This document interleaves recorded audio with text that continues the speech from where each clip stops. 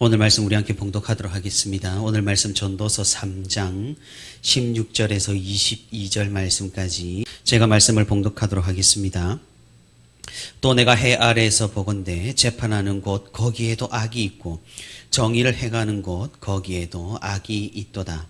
내가 내 마음속으로 이르기를 의인과 악인을 하나님이 심판하시리니 이는 모든 소망하는 일과 모든 행사에 때가 있음이라 하였으며 내가 내 마음속으로 이르기를 인생들의 일에 대하여 하나님이 그들을 시험하시리니 그들이 자기가 짐승과 다름이 없는 줄을 깨닫게 하려 하심이라 하였노라. 인생이 당하는 일을 짐승도 당하나니 그들이 당하는 일이 일반이라. 다 동일한 호흡이 있어 짐승이 죽음같이 사람도 죽으니 사람이 짐승보다 뛰어남이 없음은 모든 것이 헛됨이로다. 다 흙으로 말미암았으므로 다 흙으로 돌아가나니 다 한 곳으로 가거니와 인생들의 혼은 위로 올라가고 짐승의 혼은 아래 곧 땅으로 내려가는 줄을 누가 알랴. 그러므로 나는 사람이 자기 일에 즐거워하는 것보다 더 나은 것이 없음을 보았나니 이는 그것이 그의 몫이기 때문이라. 그의 뒤에 일어날 일이 무엇인지를 보게 하려고 그를 도로 데리고 올 자가 누구이랴. 아멘.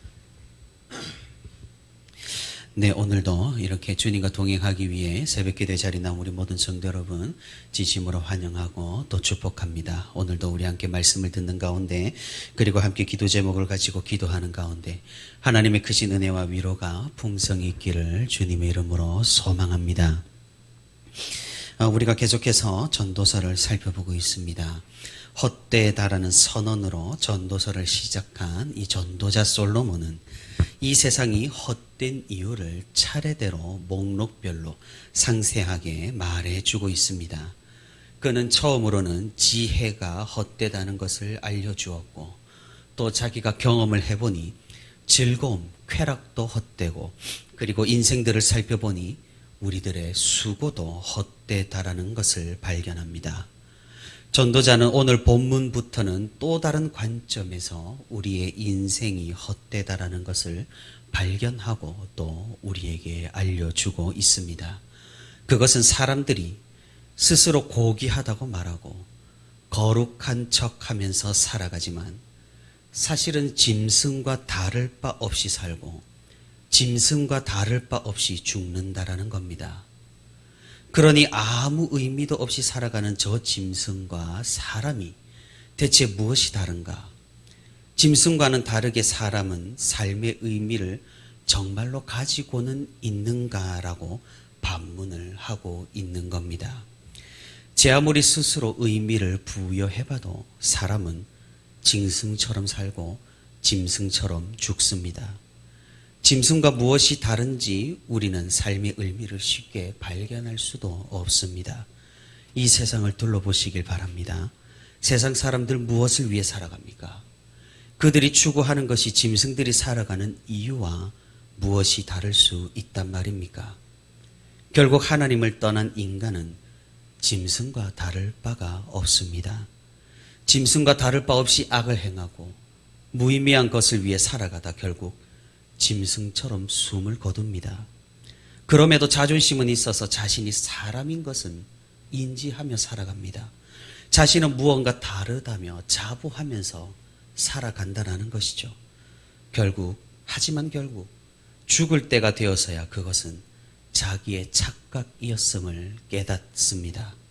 그때 되어서 깨달아봐야 무슨 의미가 무슨 소용이 있겠습니까?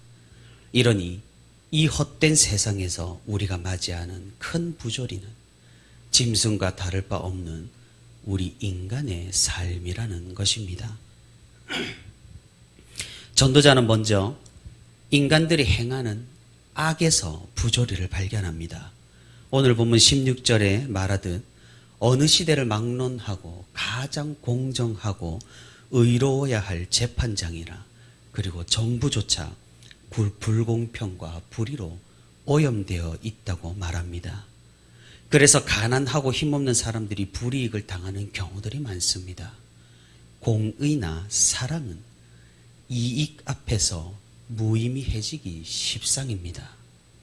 동일한 하나님의 형상으로 지음을 받은 사람들이 인종과 성별과 출신으로 차별을 당합니다. 돈을 위해서 부모를 죽이고 배우자를 죽이고 자식들을 팔고 죽이는 사람들의 소식도 심심찮게 들려옵니다. 아름다운 가정을 위해 소중하게 보호되어야 할 성이라는 것이 사람들의 동물적인 욕망을 채우기 위한 상품으로 전락이 되어버렸습니다. 쾌락을 누리고 욕망을 채우기 위해서라면 짐승처럼 어떤 짓도 서슴지 않는 사람들이 너무나 많다라는 것이죠. 우리는 이런 사람들의 모습을 짐승 같다 혹은 짐승만도 못하다라고 표현을 합니다. 전도자가 온갖 종류의 악을 행하는 인간들의 모습을 보았을 때의 느낌도 오늘 본문 18절에서 말하듯 바로 짐승과 다를 바 없다는 것이었습니다. 하나님의 형상으로 서로 사랑하고 섬기고 의를 행해야 할 사람들이 짐승들처럼 그저 욕망대로 사는 모습에 대한 탄식 어린 전도자의 그런 관찰입니다. 짐승들보다 못한 인간 실존에 대한 처절한 솔로몬의 고백인 셈입니다. 인류의 역사가 이토록 오래되었고 인류의 문명이 이토록 발전이 되었건만 세상은 여전히 악할 뿐입니다. 이러한 인간의 비참한 현실은 우리로 하여금 인생의 헛됨에 대한 탄식을 저절로 자아내게 됩니다. 내가 아무리 선을 행해도 선을 행해봐도 악을 향해서 끝없이 달려가는 이 세상의 흐름을 바꿀 수가 없을 것 같다라는 생각을 가진, 그래서 애통하는 의인들도 많다라는 거죠. 그래서 나 혼자만 잘한다고 이 세상이 변하는 건 아니야라며 자책하며 선하게 살기를 포기하며 침묵하거나 순응하는 사람들도 생겨납니다. 더 나아가 이런 부조리한 세상을 그냥 내버려 두시는 하나님의 존재에 대해서 의심하기까지 합니다. 이런 부조리한 세상에서 우리는 그러면 어떻게 해야 할까요? 전도자는 이런 부조리에도 불구하고 그저 절망에만 머물러 있지 않습니다. 전도자는 이런 부조리한 상황이 끝나는 날이 올 것을 오늘 본문에서 확신하고 있습니다. 그날은 하나님께서 최종적으로 의인과 악인을 심판하시는 날입니다. 악인들이 짐승처럼 이 세상을 흔들어 대는 것 같아도 그들의 날이 끝나는 날은 반드시 온다라는 겁니다. 오늘 보면 17절에서 말하고 있듯이 아무것도 하지 않으시는 것이 아니라 하나님의 모든 일에는 목적과 때가 있기 때문에 우리에게는 아무것도 하지 않으시는 것처럼 보일 수 있다라는 겁니다. 마지막 심판의 날에 하나님께서는 인간들이 행한 악이 그들에게 얼마나 치명적인 것이었는지를 보여주실 것입니다. 그날의 인간들은 그들의 악한 행동들이 짐승과 다름없었음을 심판의 고통 가운데서 처절하게 깨닫게 될 것입니다. 전도자가 19절에서 인생의 헛됨을 절감하게 하는 또 하나의 심각한 부조리를 말하는데, 그것은 짐승의 죽음과 인간의 죽음이 동일하다라는 겁니다. 하나님께서 짐승과 사람에게 동일한 호흡을 주셨다가 그 호흡을 거두시는 날에는 둘 다 똑같이 죽게 하셨습니다. 둘 모두 흙에서 나와서 흙으로 돌아간다는 거죠. 그야말로 인간도 똑같이 짐승처럼 죽는 겁니다. 혹자는 이 사실을 받아들이기 힘들어서 인간의 영혼은 죽은 후에 위로 올라가지만 짐승의 혼은 땅으로 내려간다라고 주장을 한다라는 겁니다. 하지만 죽어보지 않은 상황에서 그것을 정확하게 알 길이 없습니다.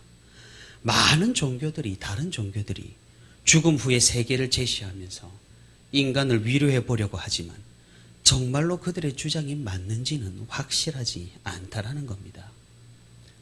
더군다나 최근에는 이런 종교적인 위로도 필요 없는 세상이 도래했습니다. 이제 사람들은 사후 세계에 대한 진지한 고민조차도 하지 않습니다.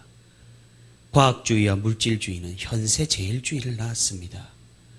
사람들은 물질이 전부라는 강한 확신을 가지고 이 세상이 전부인 양 행동하고 살아갑니다. 그러니 짐승처럼 사는 것을 더 이상 부끄러워하지 않고 오히려 짐승처럼 사는 것을 자랑인 양 떠벌리고 다니는 세상이 바로 지금 세상입니다. 고귀한 이상과 가치는 물거품처럼 사라져버리고 사람들은 손에 잡히는 것만을 위해서 살아가는 것을 당연하게 생각합니다.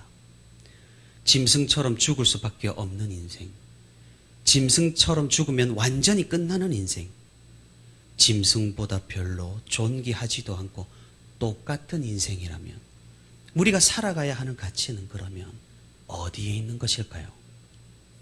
우리 주님께서는 우리에게 존귀하게 살고 존귀하게 죽을 수 있는 길을 알려주셨습니다. 그것은 하나님의 뜻대로 살고 하나님의 뜻대로 죽는 겁니다. 예수님의 부활은 육신의 죽음이 인생의 끝이 아님을 명확하게 보여주는 역사적 사건입니다. 우리는 다시 살아서 영원하신 하나님 앞에 서야 합니다. 의미 있게 죽을 수 있는 길은 의미 있게 사는 것입니다. 하나님께서 우리 삶에 맡기신 일들을 즐겁게 감당하고 그 일들을 통해서 주시는 하나님의 복을 기쁨으로 누리는 것이 바로 그런 삶입니다. 우리에 대한 하나님의 평가는 우리의 삶에 대한 평가지 죽음 이후의 모습에 대한 평가가 아니라는 것이죠.